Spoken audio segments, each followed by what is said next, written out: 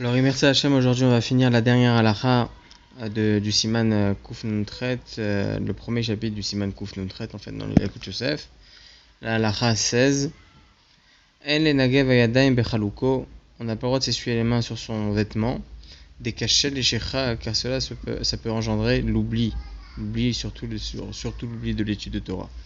Mikol makom anoagim le nagev bivigdehem, et resissa maim shal gabe ayadayim. Cependant, ceux qui ont l'habitude de s'essuyer les mains sur leurs vêtements, juste pour enlever les certaines gouttes qu'il peut y avoir sur le dos de leurs mains, Kodem anetila, avant donc de faire Netilat Yadayim, en lachut bazeh mishum shecha, on ne craindra pas d'une crainte possible de l'oubli. Là, en fait, on parle d'une personne qui a un peu les mains mouillées avant de faire Netilat Yadayim, et on sait très bien qu'on ne peut pas faire Netilat Yadayim lorsqu'on a les mains mouillées. Alors pour les essuyer, il a le droit donc ceux qui ont l'habitude de s'essuyer les mains sur leurs vêtements. Alors là, il n'y a pas de crainte d'oubli. C'est seulement uniquement lorsqu'on parle donc de s'essuyer les mains après Netilat Yadayim. Alors on va continuer sur ces halachot, Siman Kuf Nun Tret, mais la Netilat Yadayim concernant une personne qui va manger un aliment qui est ratouv, qui est mouillé. C'est très bien une halakha comme ça, que lorsqu'une personne va tremper quelque chose, un aliment, ou bien un fruit mouillé, toutes ces choses-là, on devra faire Netilat Yadayim avant donc de le consommer, avant de faire la bracha dessus. On ne fera pas la bracha sur cette Netilat Yadayim. Donc la première halakha nous dit comme ça: Ochel davar she'eshlo alav retivut ma'im, une personne qui mange un aliment où il y a dessus, donc c'est un peu mouillé. Shelo betor chasouda, bien entendu, on ne parle pas d'un cas où il se trouve pendant un repas à base de pain. Donc dans ce cas-là, ça aurait été différent.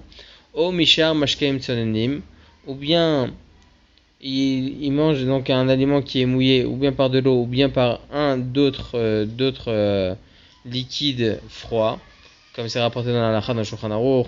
On parle du vin, on parle donc du miel d'abeille, de l'huile d'olive, du lait, de la rosée, du sang. Bon voilà, ce sont les 7 mashkin qui sont rapportés dans la halakha. Il faut savoir que si dans un de ces liquides-là, un aliment est trempé, on devra faire dessus Netilat Yadayim sans beracha. Donc dans le cas où c'est mouillé, velo nigev, et qu'il n'a pas essuyé cet aliment, donc il a encore mouillé.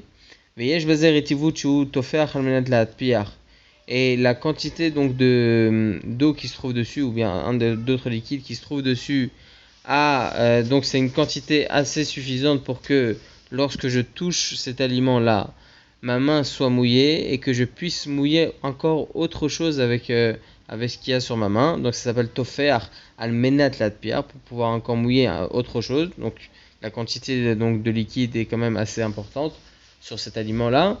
La même chose, une personne qui va pour tremper quelque chose dans une boisson. Tsarich litol yadav, il devra faire donc Netilat Yadayim beli beracha, sans beracha. Vetzarich litol yadav qui dîne Netilat Yadayim.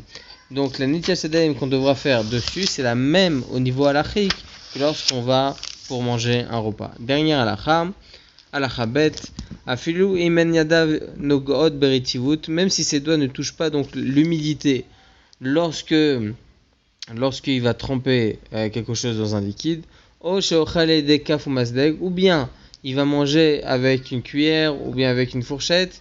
Dans tous les cas, étant donné qu'il s'agit d'un aliment qui est mouillé, tsarich litol yadav, il devra faire donc Netilat Yadayim. Contrairement au cas où il va commencer à prendre donc l'aliment, il va manger l'aliment avec une serviette ou bien avec des gants.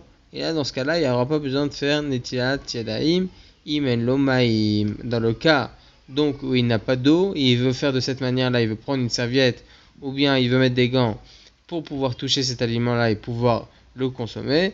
Alors dans le cas donc il n'a pas d'eau, il a le droit donc de se tenir sur ça, et donc ne pas faire Netilat Yadayim. Chazak Baruch.